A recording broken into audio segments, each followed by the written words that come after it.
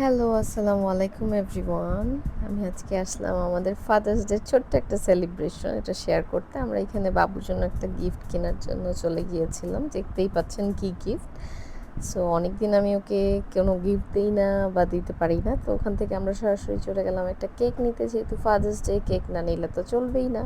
তো আমরা কেক নেওয়ার জন্য চলে গিয়েছিলাম সুইসে, কারণ সুইসের কেক অনেক মিস করছিলাম আমি।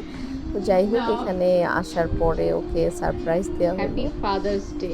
তো যাও তো একটু সারপ্রাইজ পেয়ে সে অনেকটা তুমি আশ্চর্য হয়ে গিয়েছে। তারপর তাকে বললাম যে খুলো, এটা খুলে দেখো তোমার পছন্দ হয় কিনা।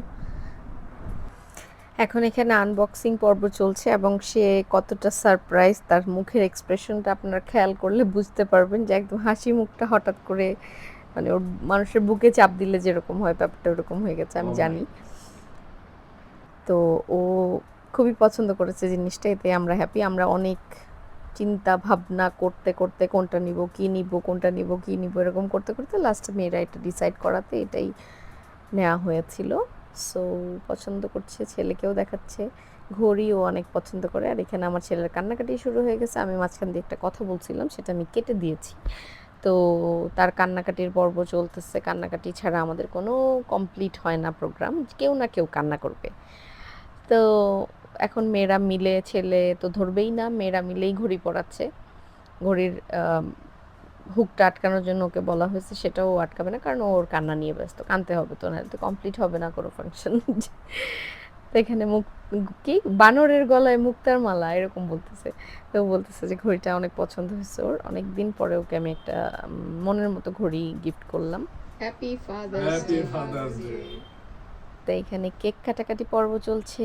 কেক কাটাকাটি চলছে কারণ হচ্ছে তখন অলরেডি 11:30 বেজে গেছে এবং ফাদার্স ডে অলমোস্ট শেষ হওয়ার পথে, কারণ ও অফিস থেকে অনেক লেট করে আসছে এবং এরপরে আমাদের প্রিপারেশন নিতে নিতে, লুকাচুপি করে প্রস্তুতি নিতে নিতে আরও লেট হয়ে গেছে। তো ওইখানে জাস্ট শাওয়ার নিয়ে বের হওয়ার পরেই এগুলো হচ্ছে।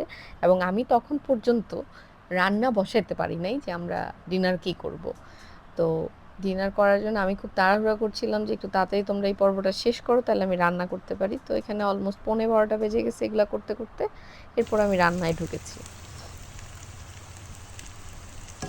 আর রান্নায় ঢোকার পরে বিরিয়ানি রান্না করলাম, যদিও মাংসটা আমি রান্না করে রেখেছিলাম সন্ধ্যা থেকেই প্রিপারেশনে, সন্ধ্যা থেকে কি 9টার দিকে প্রিপারেশন নিয়ে তারপর রান্না করে খেতে খেতে আমাদের 2টা 2:30 বেজে গেছে। সো এইভাবেই আমাদের ফাদার্স ডে শেষ হয়ে গেল। আজকের ব্লগটা এখানেই শেষ। সবাই আমাদের জন্য দোয়া করবেন।